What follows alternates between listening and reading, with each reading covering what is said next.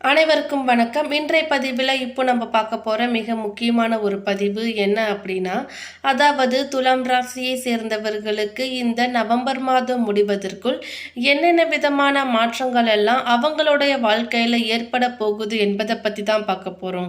November 16ஆம் தேதிக்கு பிறகு கார்த்திகை மாதமும் பிறந்திருப்பதால் அதனால் ஏற்படக்கூடிய கிரகநிலை கிரக மாற்றங்களை பொறுத்து இந்த நவம்பர் மாதம் முடிவதற்குள் என்னென்ன விதமான பலன்கள் எல்லாம் உங்களுக்கு கிடைக்க போகுது என்பதை பற்றி தான் இந்த பதிவின் மூலமாக நம்ம இப்போ பார்த்து தெரிஞ்சுக்க போகிறோம். எனவே துலாம் ராசிக்காரங்க பதிவை பார்த்துட்டு இருந்தீங்கன்னா தொடர்ந்து பார்த்துட்டு வாங்க. அது மட்டும் இல்லாமல் நீங்கள் இப்போ தான் நம்ம சேனலை ஃபர்ஸ்ட் டைமாக பார்க்குறீங்க அப்படின்னாலும் கண்டிப்பாக சப்ஸ்கிரைப் பண்ணிக்கோங்க.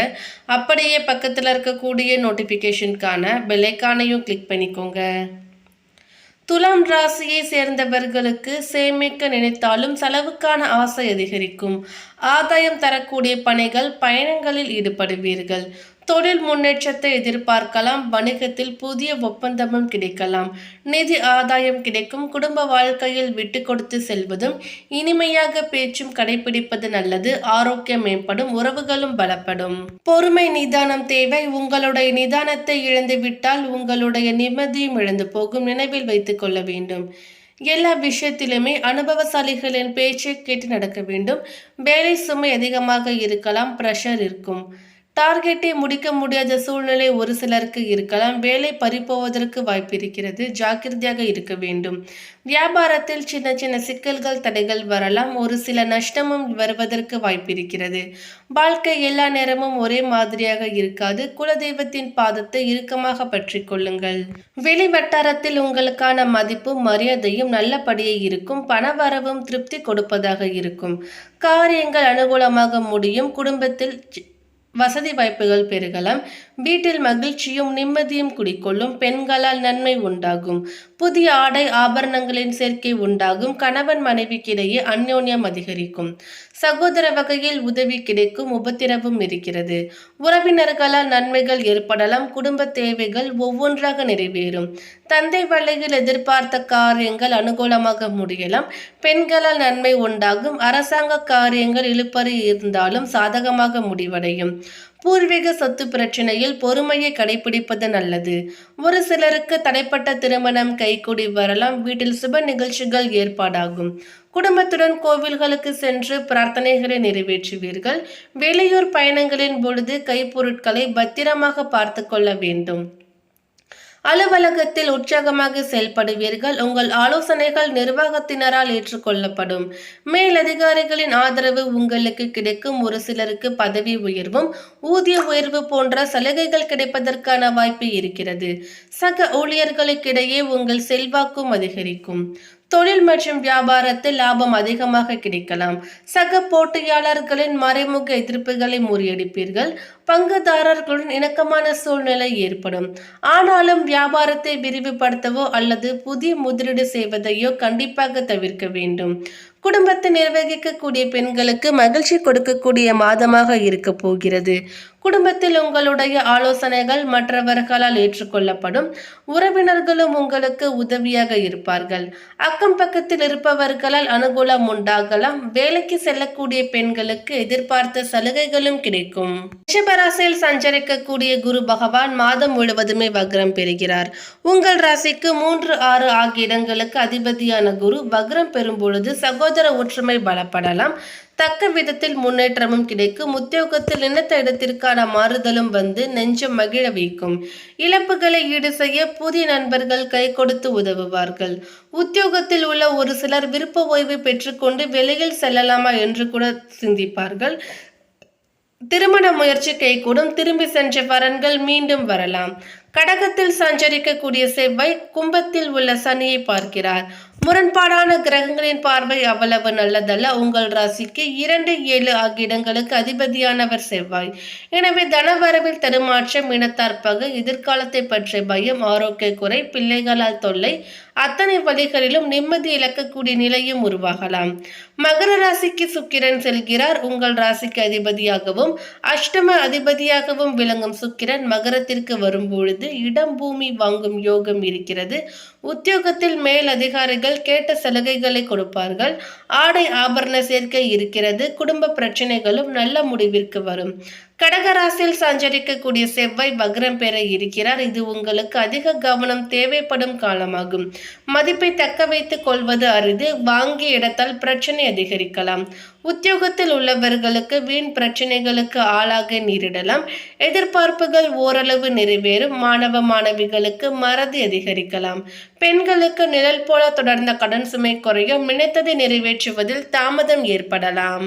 அடுத்ததாக பாதம் 3, 4 சித்திரை நட்சத்திரத்தை சேர்ந்தவர்களுக்கு குரு பகவான் வக்ரம் அடைந்து இருப்பதால் செயலில் தெளிவு இருக்கும். திட்டமிட்டு செயல்பட்டு லாபம் அடைவீர்கள். நினைத்ததை சாதிப்பீர்கள். குரு பகவானின் பார்வை 12, 2, 4 இடங்களுக்கு இல்லாமல் போனதால் குடும்பத்தில் சிறு சிறு சலசலப்பு உண்டாகலாம். கொடுத்த வாக்கை காப்பாற்ற முடியாத நிலையும் ஒரு சிலருக்கு ஏற்படும். உடல் நிலையில் ஏதாவது சிறு சங்கடம் ஏற்பட்டு கொண்டு இருக்கலாம். வீண் செலவு அதிகரிக்கலாம். இருந்தாலும் 6ஆம் இடத்தில் சஞ்சரிக்கக்கூடிய ராகு பகவானால் ஆற்றல் வெளிப்படும். துணிச்சலுடன் செயல்பட்டு நினைத்ததை சாதித்துக் கொள்வீர்கள். அலுவலகம், வியாபாரம் போன்ற இடங்களில் ஏற்பட்ட தொந்தரவுகள் விலகும். உங்கள் உடல்நிலையில் இருந்த பாதிப்பு நீங்கும். இழுபறியாக இருந்த வழக்கு விவகாரம் சாதகமாகலாம். விரயஸ்தனத்தில் கேது சஞ்சரிப்பதால் வரவு செலவுகளில் கவனமாக இருக்க வேண்டும். ஒரு சிலர் குடும்பத்துடன் கோவில்களுக்கு சென்று வேண்டுதலை நிறைவேற்றி வருவீர்கள். சப்தமஸ்தனத்திற்கு சனி பகவானின் பார்வை உண்டாவதால் நண்பர்களுடனும் வாழ்க்கை துணையுடனும் இணக்கமாக செல்வது நன்மைக்கு வழிவகுக்கும்.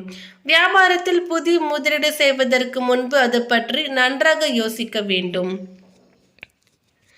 மாதம் முழுவதும் அதிர்ஷ்டக்காரகன் சுக்கிரனின் ஆதரவு. மாதத்தின் பிற்பகுதியில் புதன் பகவானின் சஞ்சார நிலையும் சாதகமாக இருப்பதால் குடும்பத்தில் நெருக்கடி இல்லாமல் போகலாம். பொன் பொருள் சேரும். ஒரு சிலருக்கு புதிய சொத்துக்கள், வாகனம் சேரும். மாணவர்களுக்கு மாதத்தின் முற்பகுதியில் படிப்பில் கவனமாக இருக்க வேண்டும். வாழ்வில் நன்மை உண்டாகும். அடுத்ததாக சுவாதி நட்சத்திரத்தை சேர்ந்தவர்களுக்கு நட்சத்திரநாதன் ராகு பகவான் 6ஆம் இடத்தில் சஞ்சரிப்பதால் எத்தனை நெருக்கடி வந்தாலும் அவற்றிலிருந்து உங்களால் விடுபட முடியும். வருமானம் அதிகரிக்கும். தொழிலில் இருந்த போட்டியாளர்கள் விலகுவார்கள். உடல் நிலையில் இருந்த பாதிப்பு விலகும். நினைத்த வேலைகளை நினைத்தபடி நடத்துவீர்கள். வெளியூர் பயணம் லாபம் கொடுக்கலாம். வழக்கு சாதகமாகும். நினைத்ததை சாதிக்கக்கூடிய நிலை ஏற்படும். என்றாலும் 5இல் வரக்கூடிய சனி பகவான் உங்கள் ராசிக்கு சப்தமஸ்தானம், லாபஸ்தானம், குடும்பஸ்தானத்தை பார்ப்பதால் பணவரவில் கவனமாக இருக்க வேண்டும். உறவுகளை அனுசரித்து போவது நல்லது. 2ஆம் இடத்தில் சூரியனும் சஞ்சரிப்பதால் அடிக்கடி கோபம் ஏற்படலாம். வார்த்தை சூடாக வரும் என்பதால் அதுவே எதிரியாக கூடவும் மாறலாம். இந்த காலத்தில் நண்பர்களுடனும் வாழ்க்கை துணையுடனும் இணக்கமாக இருப்பதும் விட்டு கொடுத்து செல்வது முயற்சி வெற்றியாகும். இஷ்ட தெய்வ வழிபாடு உங்களை பாதுகாக்கும். சுக்கிரனும் புதனும் சாதகமாக சஞ்சரிப்பதால் உங்களுடைய விருப்பங்கள் பூர்த்தியாகும். தேவையற்ற ஆசைக்கு இடம் கொடுக்காமல் நேர்மையான வருமானத்தில் கவனம் செலுத்துவதால் முயற்சி லாபம் அடையும். அரசு பணியாளர்கள் நேர்மையாக செயல்படுவது அவசியம். மாணவர்களுக்கு படிப்பில் அக்கறை தேவை. உழைப்பாளர்களுக்கு தேவைக்கு ஏற்ற வருவாயும் வரும். அடுத்ததாக பாதம் 1, 2, 3 விசாகம் நட்சத்திரத்தை சேர்ந்தவர்களுக்கு நட்சத்திரநாதன் குரு பகவான் வக்ரம் அடைந்து இருப்பதால் செயல்களில் ஒரு சில குழப்பம் ஏற்படலாம். திட்டமிடாமல் செயல்பட்டு அதனால் சங்கடத்திற்கு ஆளாக வேண்டிய நிலையும் ஏற்படலாம். ஜீவனஸ்தனத்தில் செவ்வாய் பகவான் சஞ்சரிப்பதால் வியாபாரத்தில் கவனம் தேவை. முதலீடு செய்வதற்கு முன்பாக 1க்கு 2 முறை யோசித்து செயல்பட வேண்டும். லாப தனஸ்தனத்தில் சனியின் பார்வைகள் இருப்பதால் வருமானத்தில் கவனம் தேவை. வீண் செலவுகளை தவிர்ப்பது நல்லது. இந்த காலத்தில் யாருக்கும் கடன் கொடுக்க வேண்டாம். குடும்பத்தினர்களை அனுசரித்து போவதும் பிள்ளைகள் நலனில் அக்கறை செலுத்துவதும் நல்லது. பூர்வீக சொத்து குறித்த பிரச்சனை உருவாகலாம். அதை உடனடியாக முடிவிற்கு கொண்டு வராமல் வழக்கு வழியாக தீர்த்து கொள்வது நன்மையாகும்.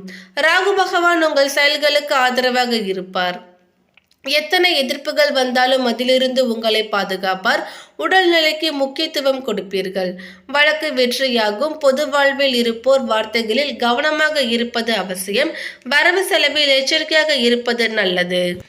மேலும் பரிகாரமாக சனி மற்றும் குருவிற்கு பரிகாரம் செய்து வருவது ஒரு நல்ல பலனை கொடுக்கும். தினமும் காலை வேளையில் 5 சாத உருண்டைகள் செய்து சிறிது நெய், எள், பருப்பு சேர்த்து காகத்திற்கு அளித்து வந்தால் போதுமானது. மேலும் இந்த தகவல் உங்களுக்கு பிடித்திருந்தால் லைக் பண்ணுங்க, ஷேர் பண்ணுங்க.